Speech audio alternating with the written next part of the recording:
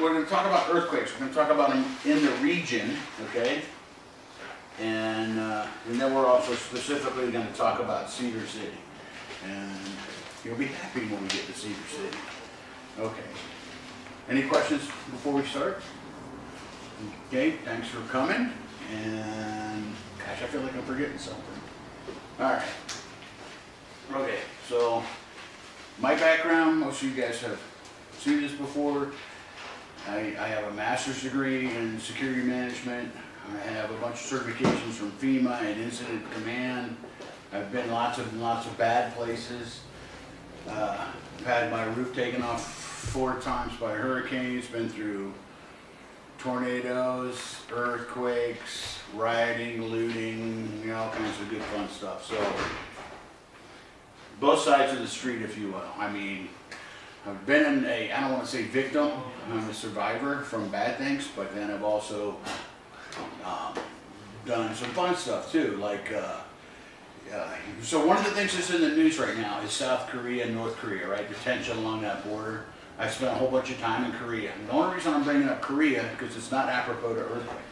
But one thing that is there's a thing, the military does a thing that where we evacuate non-combatant personnel. Okay, so let's say in Korea something happens, we do a thing called NEO, okay, non-combatant evacuation operations. So that's where we're going to get out. Like, if my wife was over there in country with me, we get her out, we get embassy staff out, that kind of thing. So NEO, evacuating in a disaster. So we'll even talk about evacuating in a disaster today. And all right, so earthquakes. So why do we care? Well, you know, we have a fairly active fault system that we're right in the midst of. Salt Lake City is much worse off than we are. There's 7 fault lines up there that if they go off at, say, a 7.0 or greater, that's really going to affect the state economy. It would indirectly affect us, and here's why. If there's a 7.0 up in Salt Lake, airport's going to close, all the interstates are going to be down, okay?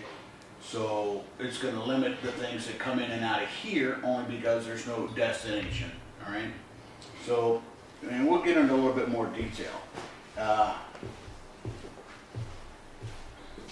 So that's the agenda we'll follow. Please, if you got questions, shout them out. Now's the time. Don't be shy.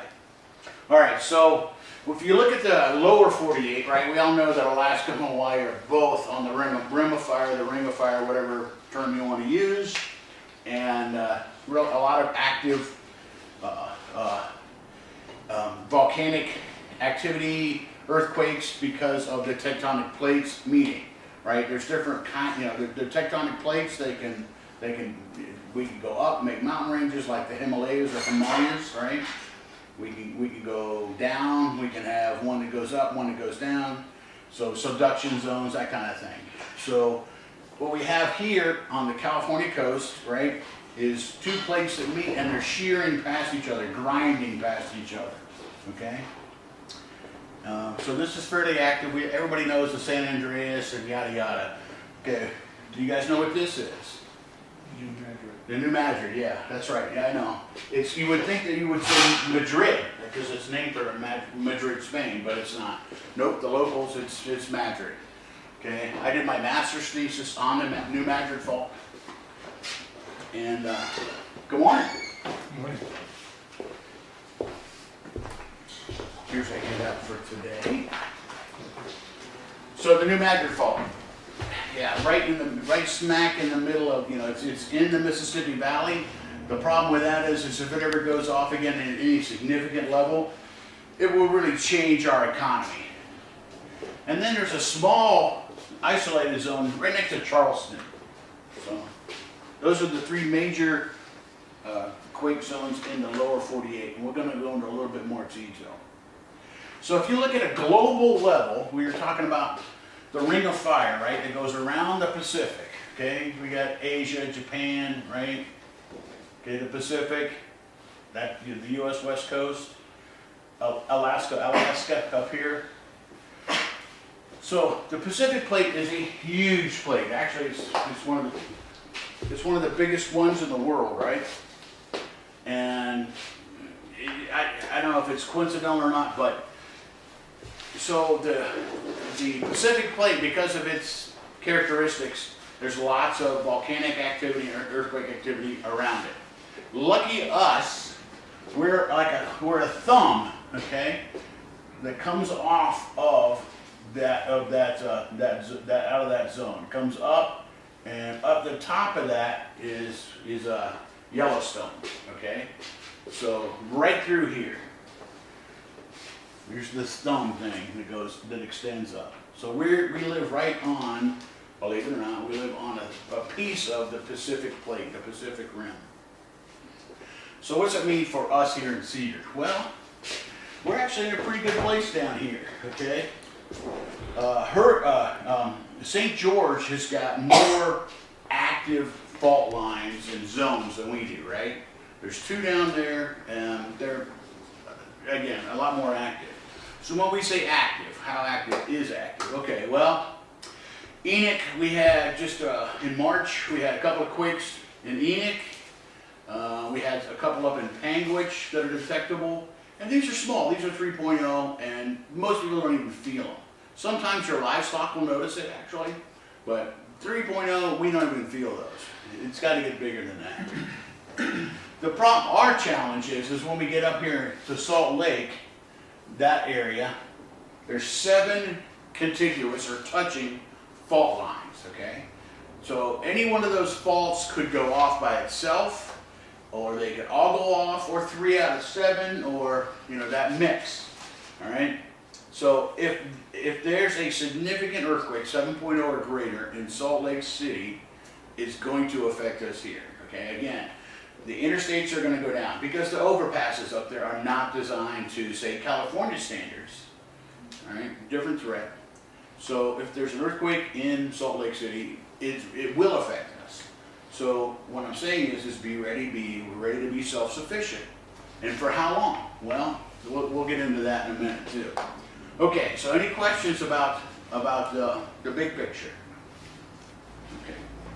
All right, so a couple of admin notes too. I should have done this at the outset, but I'm a little bit off my game today. I just had my knee done. Actually, it's been 4 weeks now. Got a new knee, and so I'm taking some meds that kind of distract my attention. So please bear with me. If I say something stupid, let me know. And if you have questions, please ask, okay? All right, so admin notes. The electronic version of this, if you guys want this, you'll be able to go to our website at wellprepared.com, okay? And it's going to take us a couple of days to get it there, but we'll have it up there soon if you want to pull it down. In addition to the class itself and everything that you see today, all the documentation that's behind it, all the stuff from the USGS, the United States Geological Survey, from the University of Utah Seismic Center, really great resource, by the way. Okay, the University of Utah, U of U, Seismic Center. Okay, they actually have some seismometers down here in our neck of the woods too, but they're a great resource. So if you want to get an electronic copy of this and the supporting documentation behind it, we'll have that out there at our website soon. So what happens if there is an earthquake, a 7.0 up there in Salt Lake? All right, well, really from the benches down, right, which is, if you look at Salt Lake, it's a bathtub ring, okay, it's a bathtub. If you know, the benches, those are rings in a bathtub, right, as the water's drained out. And, That's why they have the inversion. The inversion, the air, that's right, yeah, so, yeah, so the weather comes in, gets stuck against the mountains, the air gets dirtier and dirtier, and there are days when, you know, it's worse than LA. It's hard to believe, but yeah, you know, you can't see, you know, your hand in front of your face with the ears that bad. But, so because it's a bowl, what happens? All right, so if there's a 7.0 or greater, you've got the bowl itself that's going to drop about 20 feet, okay? And then, because of the way the plates are configured, and then you've got the mountains, which are going to go up 20 feet, so you're going to get that shear effect. So the valley floor is gonna drop 20, the mountains are gonna go up 20, so that's 40 feet of shear. And what is that gonna do? Well, that's gonna sever water lines, sewage lines, it's gas lines, you name it. And this, I really like this slide because you see all the little purple specks that are on there. Those are all the earthquakes that the USGS knows that we've had here in the state. Okay, and not by intensity, just all of them. Okay, and if you look too, where the clusters are the thickest, okay, that's typically where there's fault lines. Okay, and if you look at where Cedar City is, actually we're pretty. That's the dry salt lake. So let's see, there's a county. Okay, yeah, so yeah, we're not too bad. That's out. That's out where our wells are west of us. So why do we care about that? Well, that flurry, if the wells for the city, right, if those pipes that go down shift, if they break, that's where our water comes from, all right? So that's another thing to store. Okay, any questions? All right, feel like that. Isn't the electrical grid going to be a major problem too? Sizable earthquake? Yeah, that's a great question. So here in town, we've got a lot of utilities underground. Not all the power's underground. And so the substations, they're located in places where we can have liquefaction, and so the substations can be affected. So yeah, if we could have a power outage. And to that very point, if there's a 7.0 or greater in Salt Lake, we can expect them to be blacked out for, they believe, for 6 to 9 months, okay? Okay, Salt Lake City, 6 to 9 months without electricity, okay? So be prepared to take in some friends. All right, so that's the valley itself, right? And this is one of my favorite things. You guys know what this is, right? Do you know? It's the tailing pond, okay? So we've got the copper mine over here, right? All the goo ends up from the copper mine over here, the tailings pit, right? And so it's just dirt that keeps that thing from leaking or flowing, right? And way back when my wife and I, we used to live in Stansbury Park. I love Stansbury Park. It's right over here, right? A couple times, this is 80, when the interstate was closed because the wall had burst and there was a flow. Well, if there's an earthquake up there, guaranteed, this thing is going to burst its banks and flow into the Salt Lake. Okay? So we got the airport out here that's built on land that we know is going to subside or sink. So airport's gone, 80's closed, and they've told us, and it's not me, it's not my estimate, it's the state and the feds that are saying this, but all the overpasses are going to go down. All the bridges over the Jordan River, and the Jordan River, I pick on it because, the Jordan River, you can throw a rock gently and get it over to the other side. It's not a great obstacle, but none of those were engineered to, say, California standards, okay? So they're going to go down. So those are the fault lines around Salt Lake. A lot of people forget about these that are over here too. So again, there's 7 major fault lines up there. One of them can go off, several of them can go off, but we're actually overdue by about 150 years for 7.0 in Salt Lake. That's the latest and greatest research. So speaking of latest and greatest research, Salt Lake. If we get a 7.0 in Salt Lake, about $35 billion in damage. So why do we care about $35 billion? It's a way to keep track. It's a way to estimate the amount of damage. Okay, not that number in and of itself means a whole lot. But, and here's the big but, 80% of the population of the state lives within this zone, okay? Within Salt Lake and in the surrounding counties. 80% of the population. So, if there's a 7.0 in Salt Lake, it's going to affect the state economy. It's going to affect us here. Okay. And we'll talk about Cedar too. But this is where the biggest threat is. And we'll talk a little bit about St. George as well. Okay, so Provo, if Provo gets a 7.2, okay, the darker colors show the structures that are going to be destroyed. Out and out destroyed, okay? You can't live in them anymore, they collapse.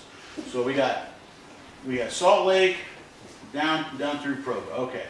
So 100,000 people just in Salt Lake County, about 100,000 people displaced up in Salt Lake itself. So between the two counties, about 200,000 people without a home in a 7.0 or greater. 200,000 people without a home. Where are they going?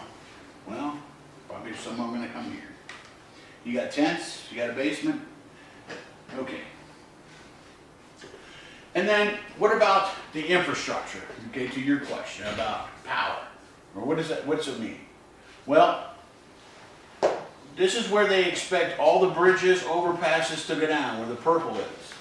Well, okay, so forget going into and out of Salt Lake, bless you, after a 7.0. And then to the utilities. Because really that's what's critical, right? Because I need water, I need electricity in order to, facilitate construction and get things back to normal. Well, here's the downside. The red areas, liquefaction is guaranteed, okay, in those zones. So water pipes, pipelines are going to break. Sewage lines are going to break. If you have electricity underground, if you have yada, yada, yada, all those utilities will be affected. So what else? Okay, well, related to that means if there's no electricity, you cannot go to the gas station and pump gas, right? No electricity, you can't pump. When I was a youngster, you could still see the vacuum pump, the manually operated gas pumps. Now everything's electrical because it's metered, and the reason it's metered is so we get to pay Uncle Sam more taxes, right? California, the governor just yesterday said he's going to up the tax on gas in California by another 15 cents a gallon, okay? Because he said, and literally what he said is you lazy people aren't paying your fair share. Okay, you mean the people that go to work aren't paying their fair share versus the people who don't work, who sit in mama's basement at home eating Cheetos. Okay. Those people that buy electric vehicles aren't paying their share. Oh, that's who's not. I know that's not what he was talking about. Actually, I'm sure he was. I don't think much of it, But anyway, so that's where we know we're going to have liquefaction is in the red, and then the yellow is probable. So that's a significant area. Yes, sir. How many of that 100,000 will be able to even get out of there? Well, that is a great question. How many of them are going to be able to get out of there, and where are they going, and how are they going to get there? Because with the airport down and the interstates down, how are they getting out of there? Who's going to provide assistance? The church will provide assistance. FEMA will, the counties will, the state will, and the feds will. But they've got to be able to get in. The feds, for example, for FEMA, they've got to be able to get in to provide assistance. And with everything down, how are they going to do that? So yeah, it's going to be quite the mess. So if you look right here, honey, that's where Stansbury is, by the way. Okay, so be happy we're here. Okay. Sometimes you miss a Stansbury Park. All right, so those are the fault lines. So this is at the surface, and this is how they go down. And the reason I have this in here is so that you can see that how these faults underground are interconnected. So if one goes off, it can cause another one to go off. They can go off by themselves, yada yada. And that's a couple of links down on the bottom of this page to some more information. If the bridges, overpasses go down on the freeway, they're still going to be able to use the on and off ramps. But those are going to be some bottlenecks also. Well, all right, so that's a good question. All right. Yeah, a couple of years ago, who was it? NTSB, it wasn't NTSB. National Transportation Safety Board. No, it wasn't NTSB that did the study. It was, One of the federal entities did a study on evacuation routes in the United States. And you would think it'd be NTSB, but National Highway Safety? you know, it could have been National Highway Safety Administration. Yeah, I think you're right. So when they looked at, they did this right after Katrina too. So they looked at New Orleans, all right, New Orleans, and out of the 50 cities that they did this research, they estimated that New Orleans was 25, okay, halfway down the list. So the higher you are on the list, the worse you were off, okay. Yeah, the worse your plans and evacuation. And Las Vegas was 12th on the list, okay? Because really, you know, there's 2 ways in, 2 ways out of Las Vegas, and really there's 2 highways, okay? So it's you know, anyway. So that's Las Vegas. And Salt Lake was on the list as well. And that's because, and they argued about where it should be on the list, because there was an asterisk. So whether they're 8 or 10. And then again, because Salt Lake is a lot like Vegas in that it's a bowl. There's only so many ways in, so many ways out. And what happens if those bridges go down? Okay, so this is downtown. This is just from, you know, there was a pipe that broke downtown. This is downtown Salt Lake, I should be more specific. And so you can see the kind of soil that's there. So, you know, when you do it's soil analysis of the region, that's why liquefaction is such a big deal. It's, you know, it used to be part of the mountain. Over time, it's been weathered. It's come down, and it's essentially, you know, it's if it gets wet and you give it some motion, it's going to become goo.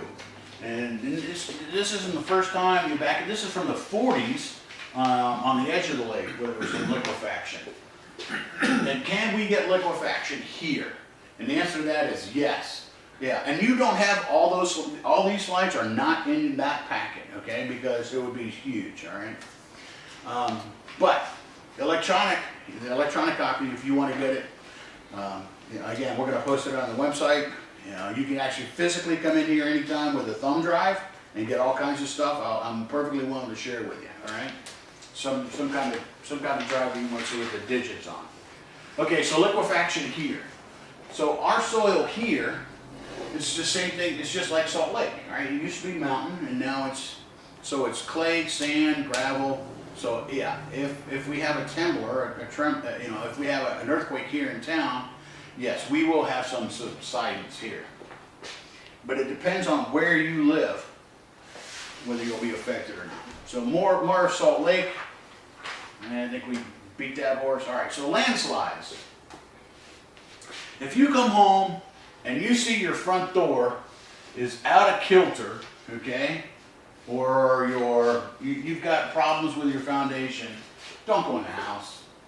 Call the sheriff. The sheriff, you will probably call the city engineer. They'll come out and look at the place and let you know if you can safely go back into that dwelling or not. All right. So landslides, yes, we can get them here because of our topography. You know, different kinds of landslides. You can see the 4 types.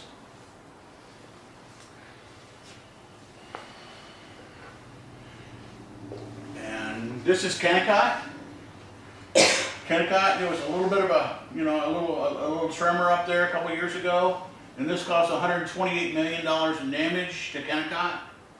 I know, it's dirt, right? What's the damage? Okay.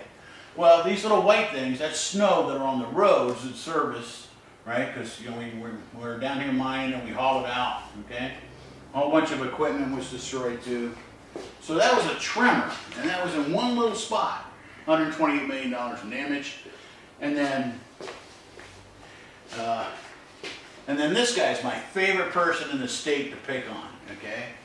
Because he's a guy, we've all seen it, right? He's the guy that lives in North Salt Lake, right before you get to Bountiful. It's on the hill, right on the side of that hill.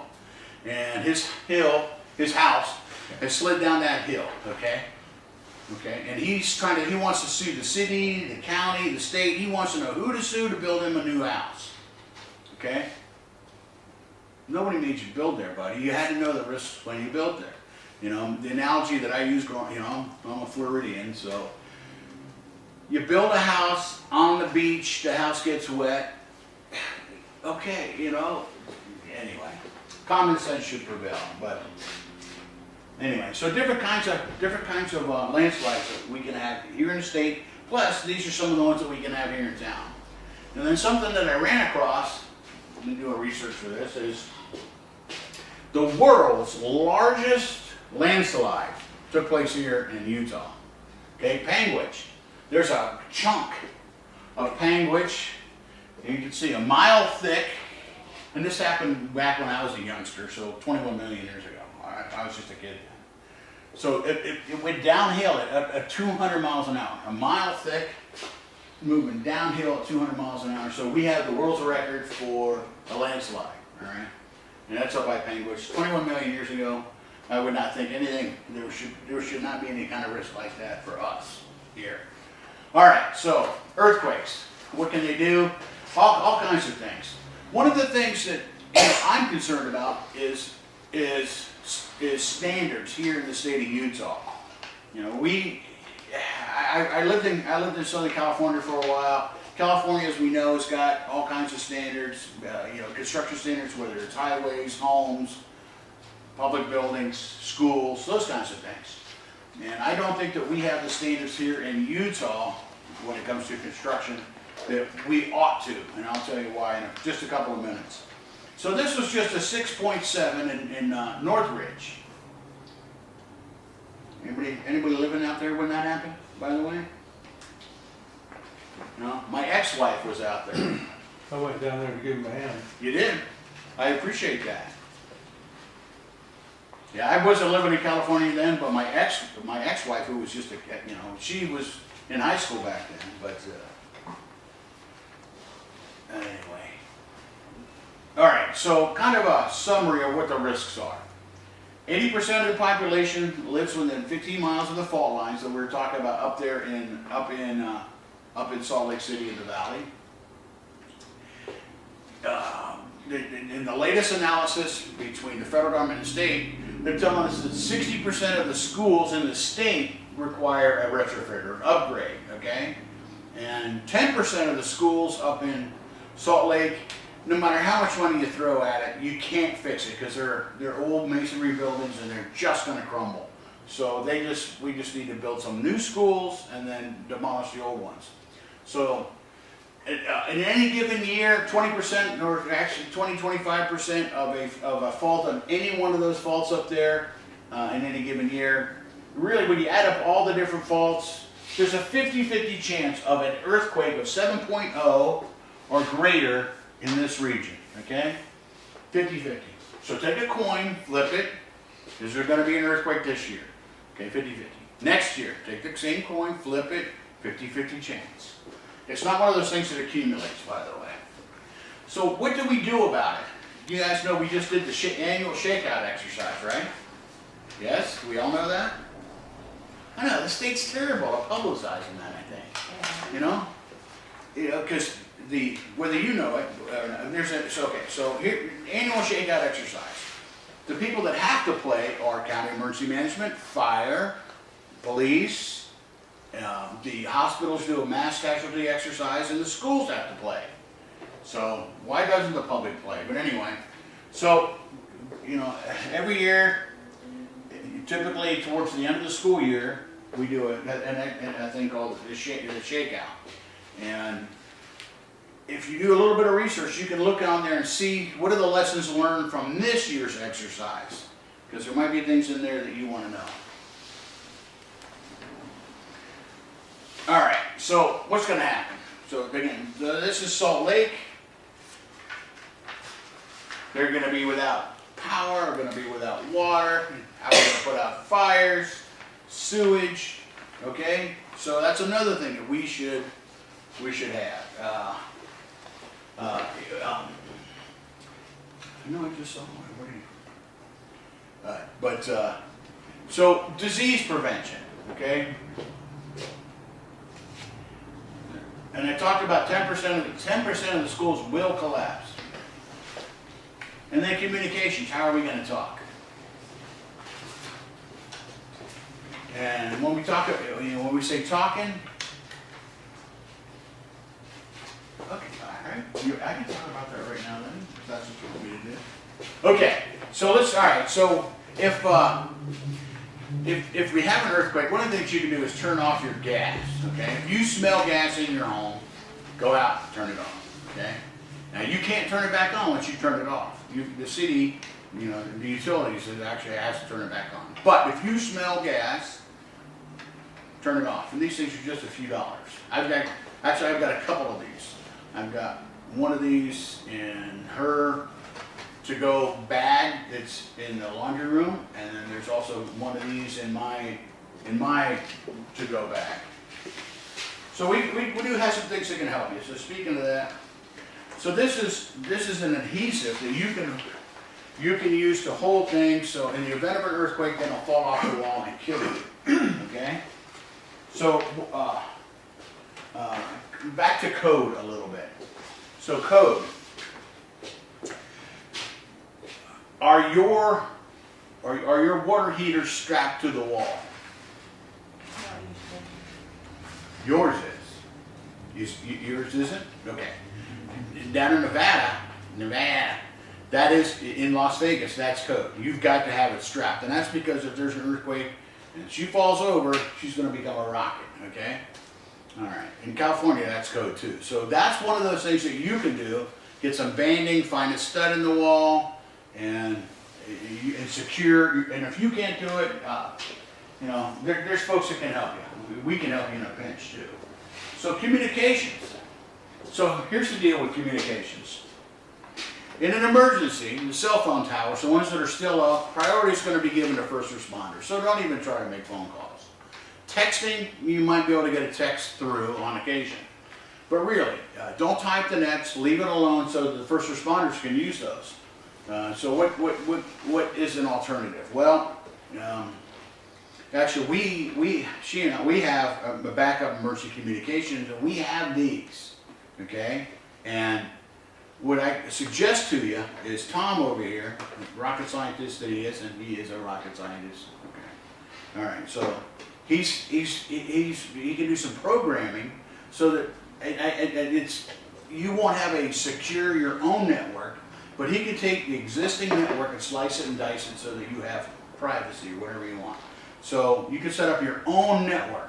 So we can configure these so you can listen to fire, you can listen to police, you can listen to NOAA, the Weather Channel.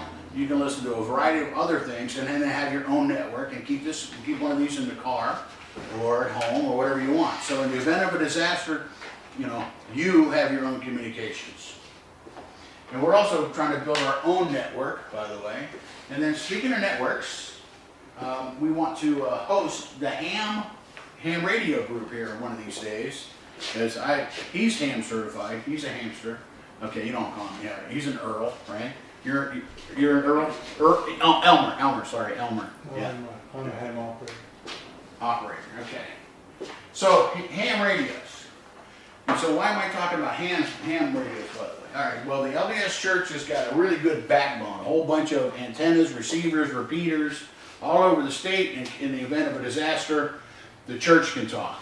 Okay. So why not use that same infrastructure for us to talk? So, the dark, we've got lanterns, we've got lights. In fact, we're going to do a test next week of these things. Actually, I like this one.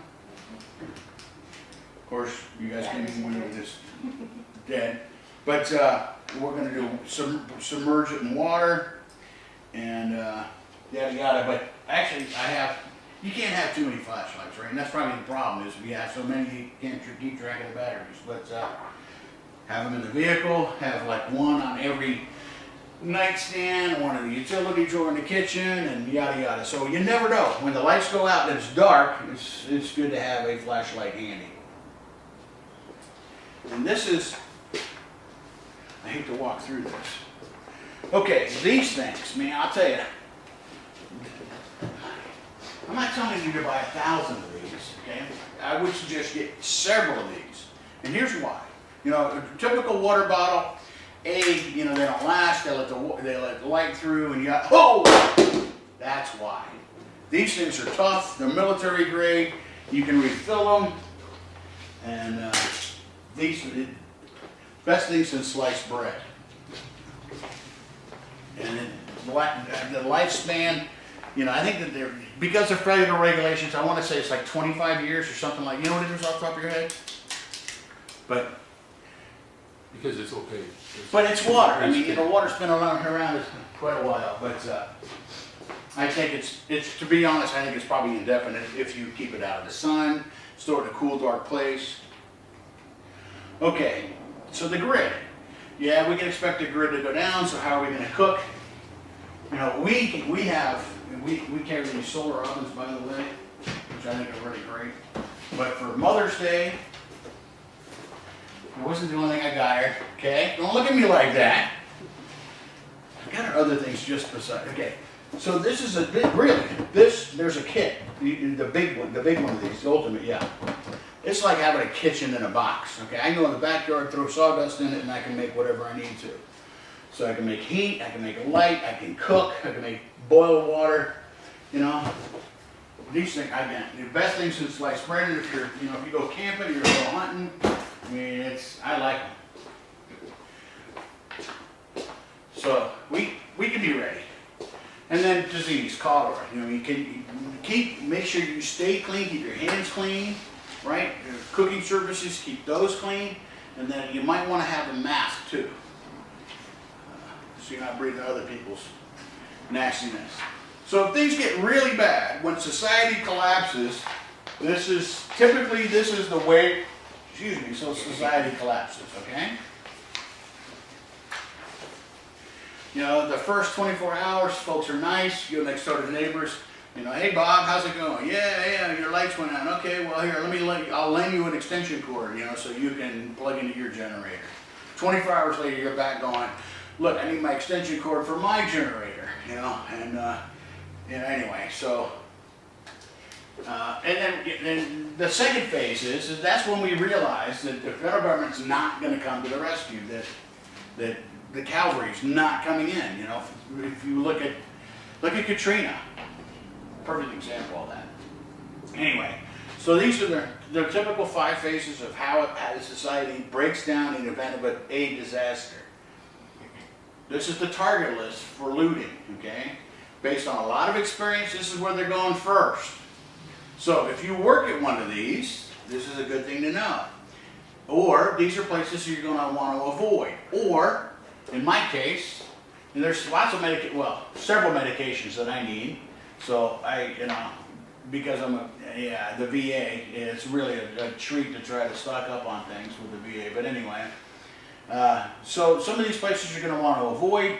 So plan ahead. Oh yeah, check cashing, that's the other thing too. Without electricity, ATMs don't work, okay? The banks aren't going to be able to do their thing without electricity, okay? So power goes out, better have some resources.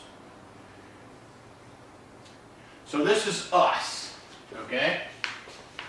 And if you look, that's pretty clean, and that's just the way we want it. All right. So if you earthquake track it's a website. They actually have an app that you can go you take your phone, you can go there, and if there's an earthquake, and you can customize it. If you want to know if there's a 3.0 or a 4.0 or 5.0 or 7, well, okay. All right. So if there's any kind of warning, yada yada, you can get a heads up. But this thing reports earthquakes in real time, so it's a pretty good resource.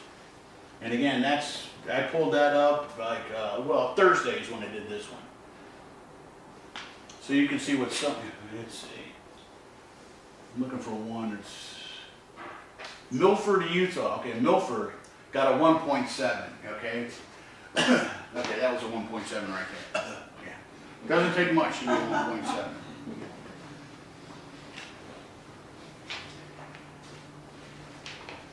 All right, so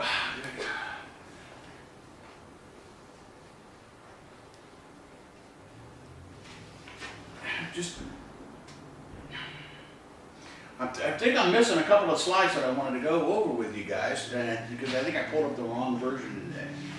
We'll see. Let me see if I can find it. Okay, so safe room. These are the things that you should have in a safe room, and I put this right here as a reminder to me.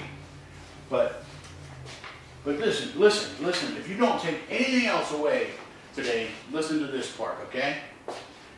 Put together a checklist of things to do before, during, and after an earthquake. All right? For you. Okay, so before an earthquake, I want to do X, Y, and Z. Okay? During an earthquake, okay, so if there's an earthquake right now, let's say there's a 7.0, right now, what are we doing? What are we doing? What are we going to do? What are we doing? Somebody tell me what we're doing. First, get out of anything that's gonna fall on you. Okay, so I'm gonna move back to the wall because this can fall on me, these can fall on me. I'm trying to get back here to the wall. I'm gonna duck and cover, right? And stay there until it's over, okay? Hopefully it's a few seconds. Because if it's minutes, it's a really bad day. And then after, we're gonna smell for gas, we're gonna check for, down power lines, we're gonna do blah, blah, blah, blah, blah. Okay, but have a checklist. And the reason I tell you to have the checklist is because we as Americans, we do not panic well. I don't care where that is in America. Whether it's at the mall in Fort Worth, right? There was a shooting there yesterday. We just don't, okay? So have a checklist that you can refer to.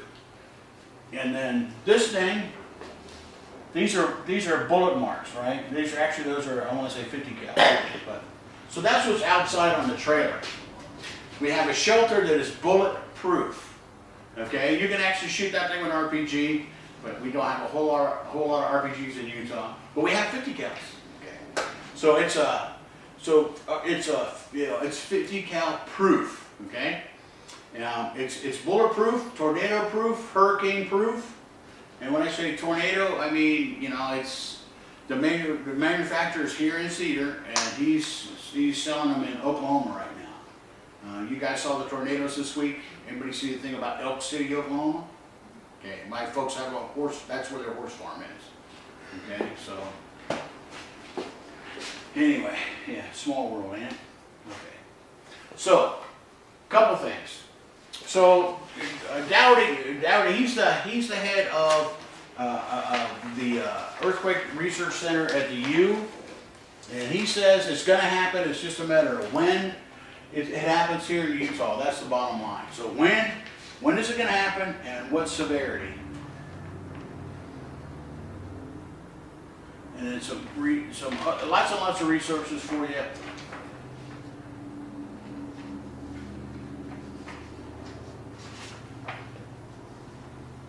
And this is my opportunity to talk about the shelter. So speaking of the shelter, right? Federal standards when it comes to ballistics, right? Based on these things, there's different threat levels. Like a level 3 vest will protect you from X. Okay. And that is downtown. That is downtown Salt Lake, by the way. Anybody remember that when Salt Lake got that tornado? Yeah. Yeah, you were in a building just like a block or two away, right? And there was a tornado went through our neighborhood at Stansbury. This is actually up by Panguitch just this year. I know there's been 2 in Panguitch in the last year and a half. So yeah, we can get them. I know it's hard to believe. And this was a pickup truck. Yes, that is our state capital. I'm weakening her because our first date we met in Temple Square, and then we went up and sat. There's a statue that right out on the lawn right out here, where you've got a beautiful view of the valley, and we sat there holding hands and talking anyway. I know. Shut up, you romantic bastard. Okay, anyway. So federal standards, right, for firearms and ammunition, and this is us. Okay, that's our standard, the 50 cal, okay? So that shelter will stop 50 cals. I mean, it won't even scratch the paint on the outside of it, So we have choices, right? I can go buy an MRAP type of vehicle, okay? Or I can get a shelter like that, okay? Yeah, we do offer them. In fact, they're building 3 just for us that are residential size that I can put in my basement. We want one that it'll fit into a master bedroom closet. So if there's a break-in in the house, or if there's a tornado or whatever, I can seek shelter in that thing. All right. And so what's so after the event, we've got an active shooter that does whatever. So I take the shop vac and I vacuum up the debris. That's it. Okay. How nice would that be, right? You survive, obviously. So 2 problems: tornadoes, active shooters, 1 solution.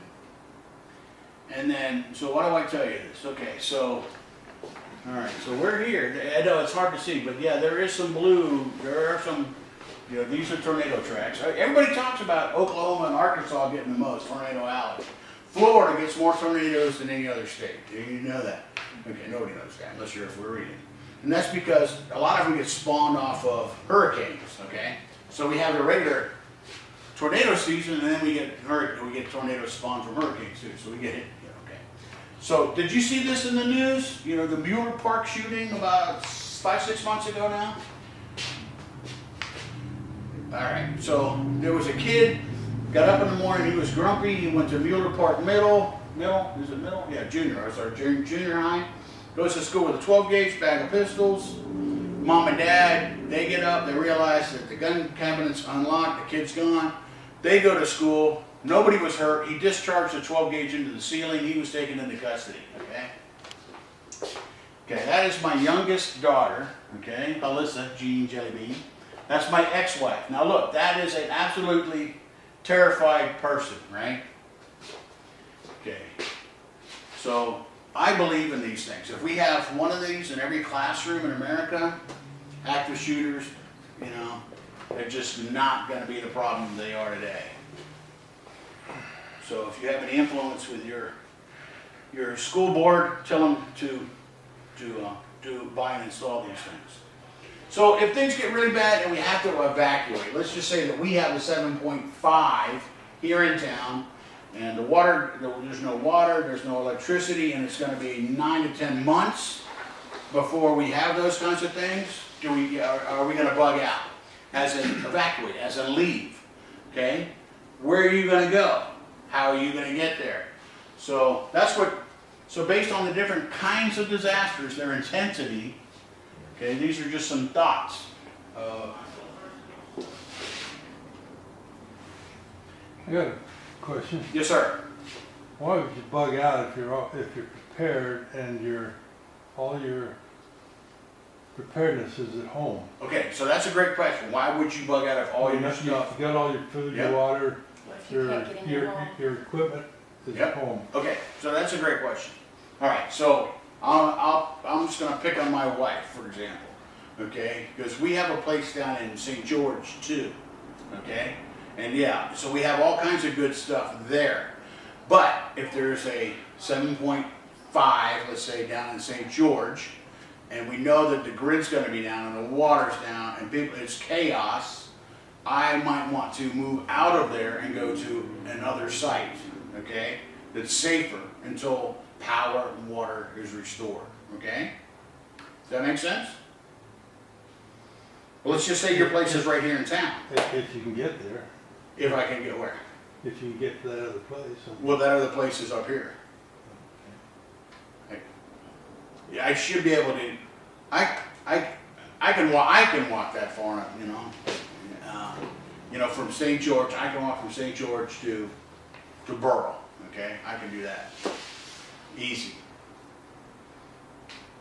I've done 50-mile road marches, 100 pounds on my back. Okay, that was when I was younger days.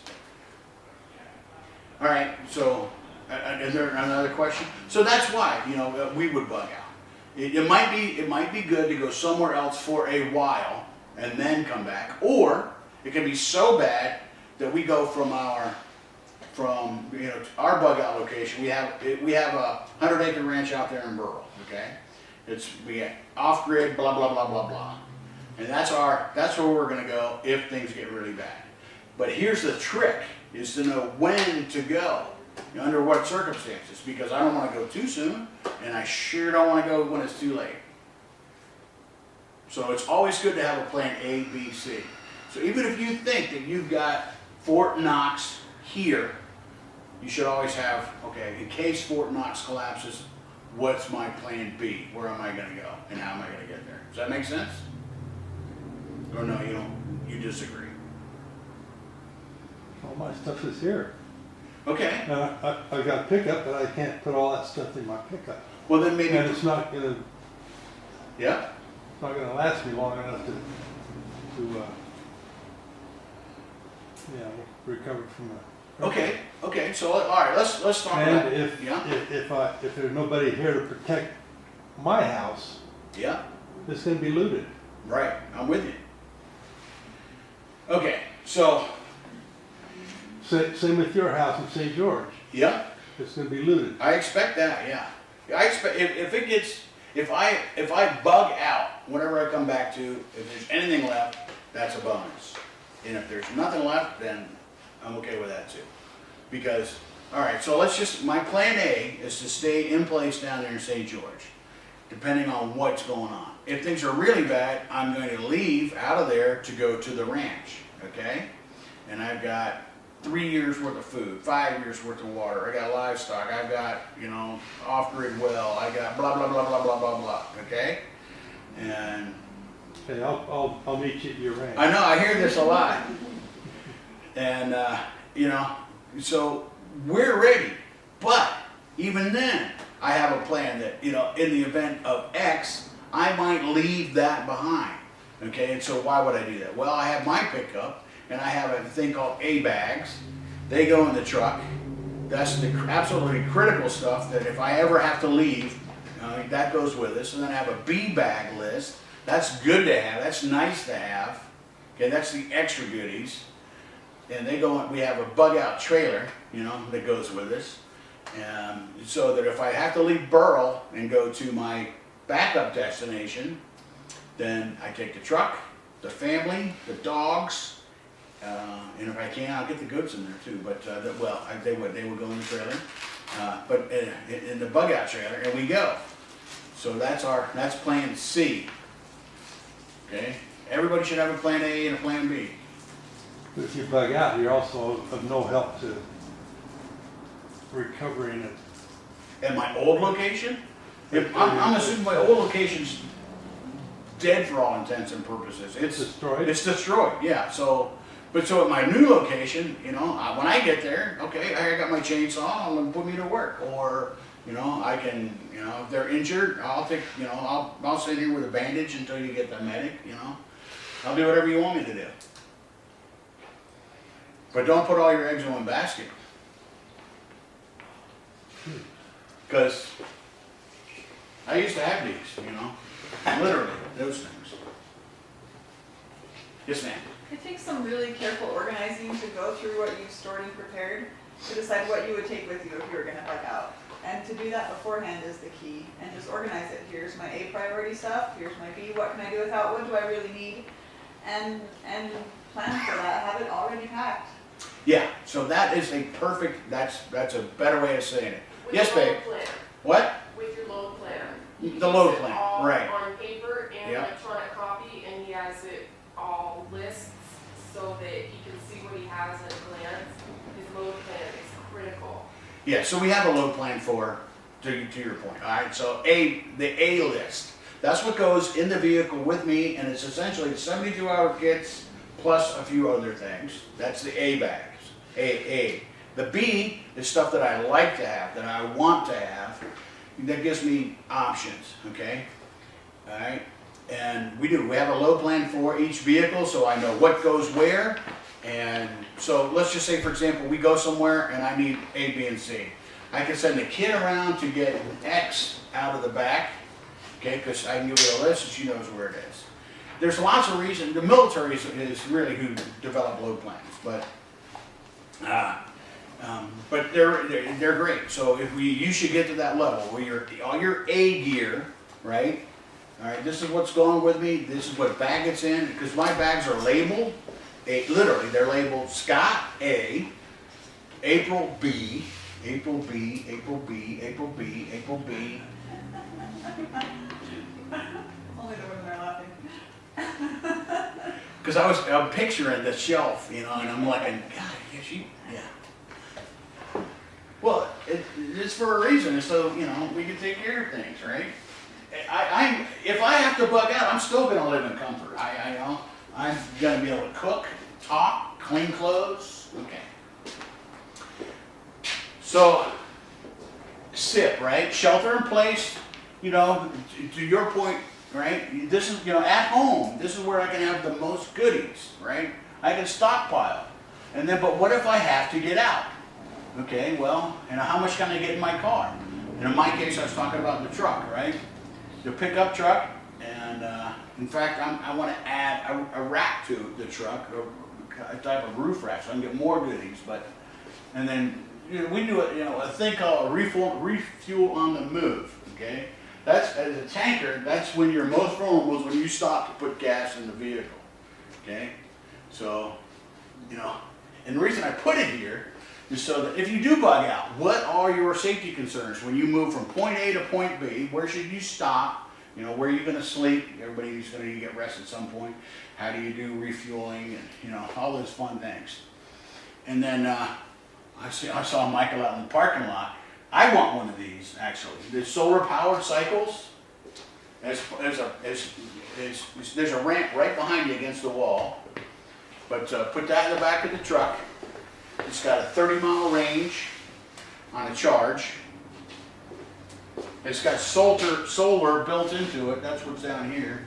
Leave it out in the sun, it'll charge. So I can go 30 miles at 30 miles an hour, thereabouts. And so that if the truck craps out, or I have to leave the truck, I've got a plan B, okay? So anyway, so what's your plan B? I also have kayaks too, because I'm just that anal retentive. So car, and then whatever your next system is, you're going to carry less, probably not go as far, you're going to go slower, and then on foot. Because, literally, when we would talk to folks in Vegas, we lived in Vegas for about 5 years, I know lots of people say, I'm just going to hike out of here. The hell you are.